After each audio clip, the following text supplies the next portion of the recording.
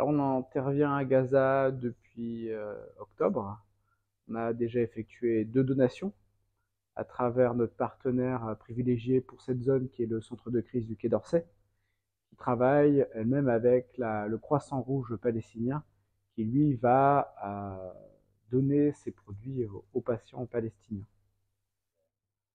Alors là, on travaille actuellement sur plusieurs types de ponts aériens qui sont organisés par l'Union européenne. Et sur le premier pont aérien, on a pu acheminer à la fois des produits au Croissant Rouge palestinien, mais aussi à Première Urgence Internationale, qui est l'une des rares ONG françaises à être présente sur place. Contrairement à quelques semaines, aujourd'hui, la situation humanitaire a évolué, c'est-à-dire que les frontières se sont ouvertes à l'aide humanitaire presque complètement. Et du coup, aujourd'hui, il y a la possibilité de faire des gros acheminements sur place, mais évidemment, c'est cohérent avec les besoins. On a près de 2 millions de réfugiés qui sont en situation totalement d'urgence humanitaire, et on n'a plus que quelques centres hospitaliers, centres de soins qui fonctionnent, et donc il y a une grosse demande pour des types spécifiques de médicaments. C'est pour ça qu'on est en train d'organiser un appel à dons pour pouvoir pourvoir à ces besoins. Alors en 2023, la situation au Soudan a évolué. Euh, on avait évidemment une crise interne du pays qui dure depuis quelques années, mais qui s'est intensifiée cette année.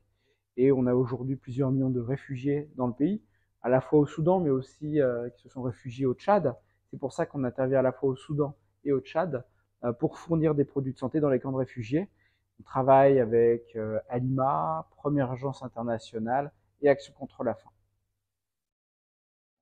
Alors ces dernières semaines, on est d'abord intervenu en Birmanie, où évidemment il y a un autre conflit interne qui sévit dans le pays et qui crée aussi une situation d'urgence humanitaire qui n'est pas forcément très explicitée dans les médias.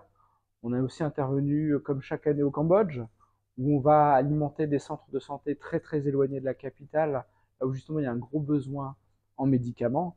Et puis surtout, comme tout le reste de l'année, on intervient en Ukraine, où on a depuis maintenant presque 2 ans un soutien continu en faveur des Ukrainiens. Il faut savoir qu'en Ukraine, la situation s'est aussi intensifiée. On est un peu empiré, on a encore passé un nouveau passage en 2023, notamment dans la zone frontalière avec le conflit. C'est pour ça qu'on travaille avec 2 organisations. Une organisation qui s'appelle Motanka. On va plutôt travailler sur les aspects ruraux avec les médecins locaux qui essaient de pourvoir aux besoins des populations dans le milieu rural. On va aussi travailler avec l'aide médicale franco-ukrainienne, la NCFU. Et là, on va essayer aussi d'alimenter les zones de conflit où il y a vraiment beaucoup de besoins par rapport aux blessés. Alors, l'année 2024 risque d'être une année assez particulière pour Tulip. On est dans un contexte où il y a beaucoup de ruptures de médicaments, un contexte aussi où il est plus complexe d'obtenir des financements et des soutiens, alors que Tulip se doit de maintenir un flot continu de donations par rapport à une situation internationale qui est de plus en plus en crise.